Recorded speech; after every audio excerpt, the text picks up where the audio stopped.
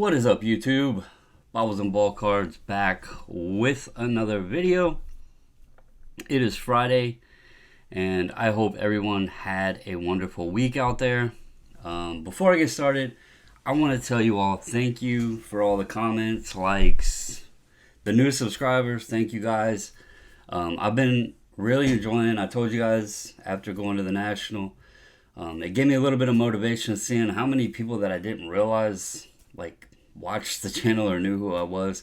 Give me more motivation, and so I've been having fun trying to just put out some content that about some things I enjoy, but also that relate back to some questions I get sometimes, and that hopefully will be some information to help folks, because that is something I enjoy doing on the channel, is trying to help folks out. So I do appreciate all the comments and all of that. So today I'm going to kind of follow up on yesterday's video.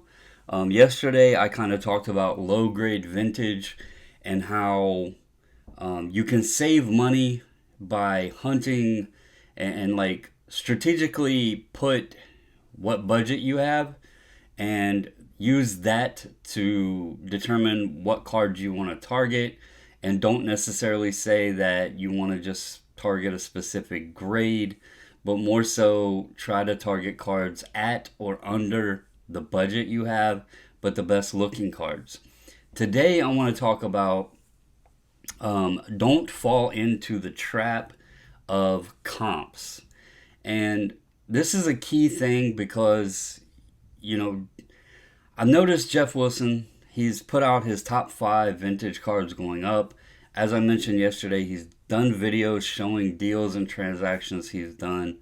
There are people who are heavily relied upon, whether they're using market movers, card ladder, alt, what have you, card hedge, to use as a data tool, a pricing tool. And it was very apparent at the show, at the National, with the lack of Wi-Fi, people were very hesitant on making deals, both buying and selling.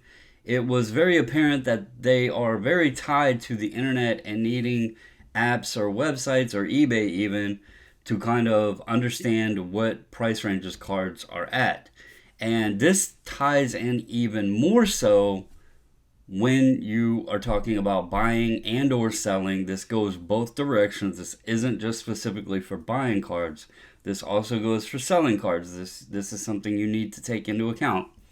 But buying and selling cards, and this can help people if you are new or jumping into, or even if you have been buying vintage. Maybe this is something that you never thought of. But comps on vintage are, I don't want to say useless, but they are very, very, very difficult to navigate because it's not the same as an ultra-modern card. In ultra-modern that pretty much 10s are going to be pretty close across the board, 9s are going to be pretty close across the board. You have the fluctuation that people assume with the grading companies, and this company might be 10% less, 15% less, whatever.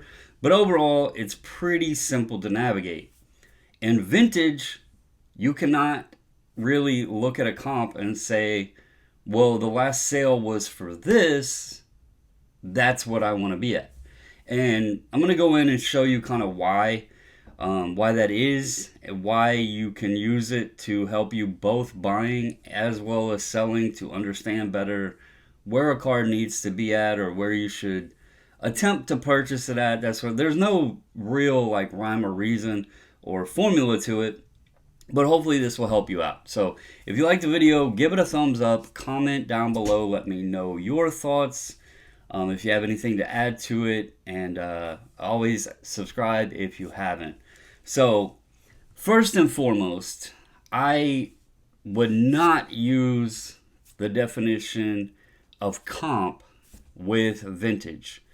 I think we can look at historical pricing and use it just as we used to back in the day with Beckett, and use them as a guide.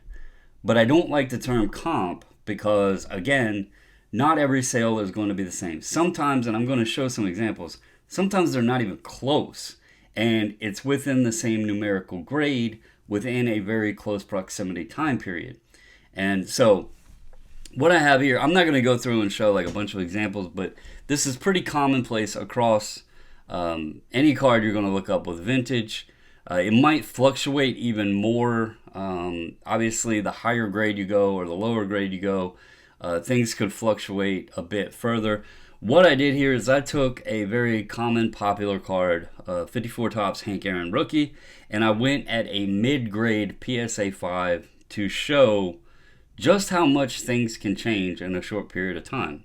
So right here, I have this back, and the reason I'm here is there was a sale here in April 4th, 6120 on PSA 5. And then up here on May 21st, you had a sale of 7,000. So that was a difference of $880 from April 4th to May 21st. Now, this sale might have been influenced because over here, and people still try to base SGC versus PSA when it comes to vintage. And again, this is another reason I want to talk about this. The market movers tools, the card ladder tools, all that stuff, that's just going to show you graphs of sales. It's not defining a pure picture of the card that was purchased. It's just showing you a graph, right? And I've heard people recently in videos talk about vintage cards and say, oh, well, the last one sold for. That one might have been completely different looking of a card. Numerical grade is based upon a condition, and vintage is more higher on eye appeal. That's something you have to keep in mind. So, and eye appeal can fluctuate. I prefer nicely centered cards. Somebody else might want sharp corners. Somebody else might pay a whole lot more for vibrant colors. It's differentiating across people, and it's more the eye of the beholder in the sense of like what someone would value more on eye appeal than someone else. Again, the numerical grade on the card is a third-party grader's opinion based on their standards of the condition of the card, but the eye appeal will always trump that for most buyers, especially collectors. So I want to make sure that people understand that. So here on May 8th, there was an SGC 5 that sold for $61.75. I will click on this card and show you it is a beautiful card, especially for a 5. You can see here, really nice centering on it. Those that don't know, 54 Topps does not have a top border. Just want to make sure that's clear. It is intended to be that way. This card really, from what I can tell, and it doesn't let me zoom in on it, but from what I can tell, it only has some, light rounding on the corners. But overall, the card is a very beautiful copy. Here is the back of it. Fairly clean. Does have some edge wear down here and a little bit of whiting on that corner. So this one, if we go back over here, did $61.75 on May 8th. And then that's why I was in this time frame, because right here, April 4th, that card actually was just above the PSA 5, and unfortunately I can't click on these. But this one was 7,000, and we'll click on it and take a look at it. Again, this one does let me zoom in. It is an old label. That is something else people take into account for.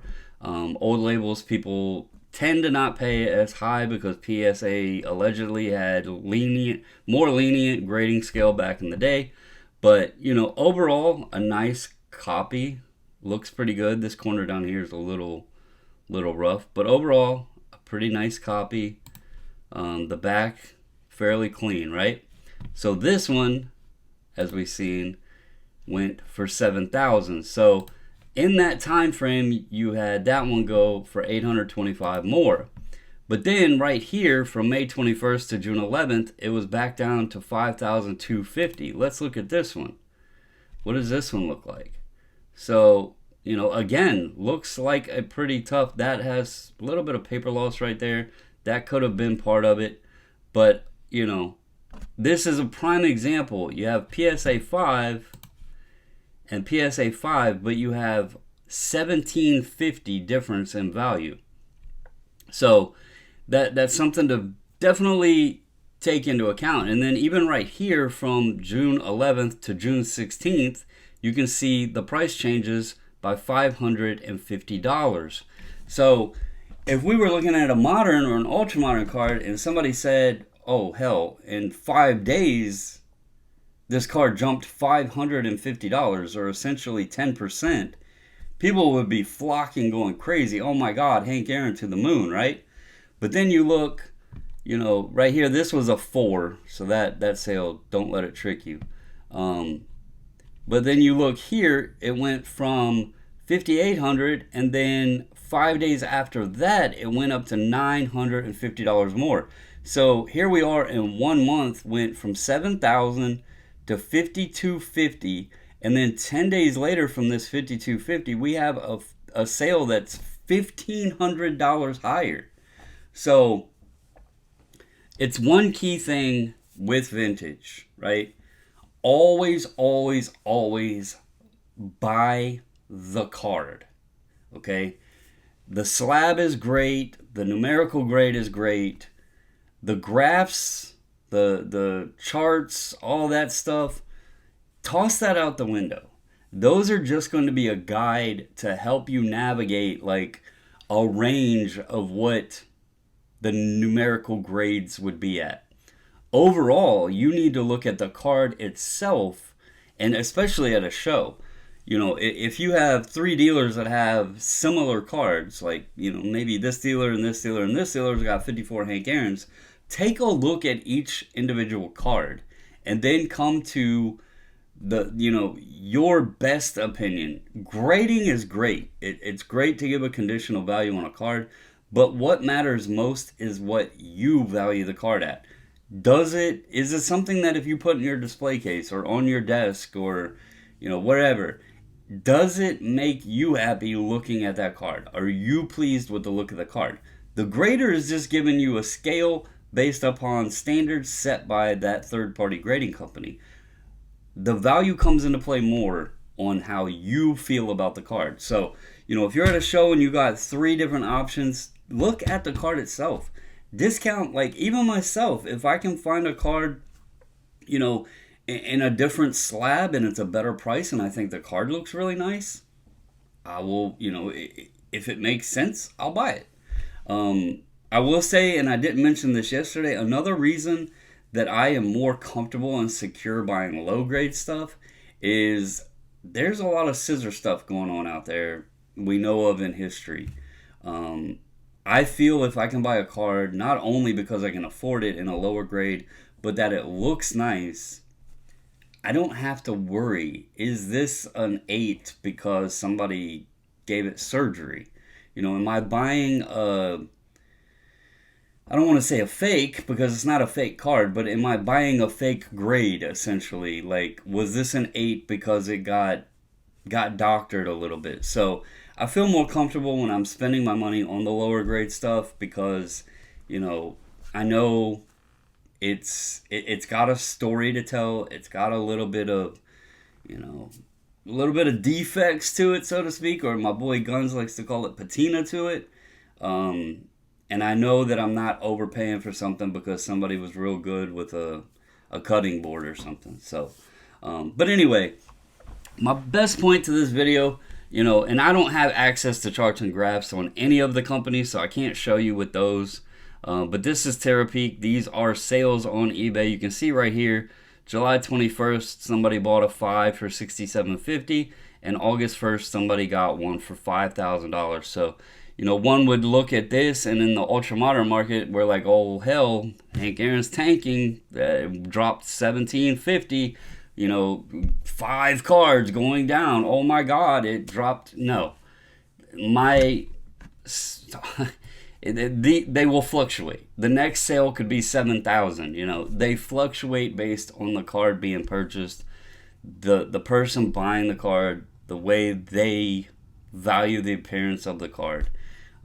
So that's something you definitely have to be careful of. Same way with selling. Don't let someone tell you the last sale. Like if you have a PSA 5 Hank Aaron and you look at this one and then you look at yours and you feel yours is stronger, don't let someone say, well, the last one sold for $5,000. I'm only doing 4,700.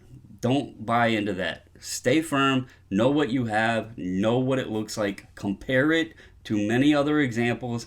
Get an idea of what those sold for in a price range, and then value your card for what it's worth based on the eye appeal, not only a numerical condition. So, before I leave, shout out to Big Scott. Got your shirt on, buddy. If you made it this far, go over to his channel, Big Scott 35. Big is with a 1 and not an I.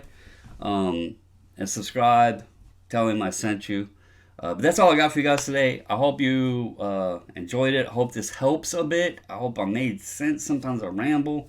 But anyway, stay safe, stay healthy, and until the next video, I'm out.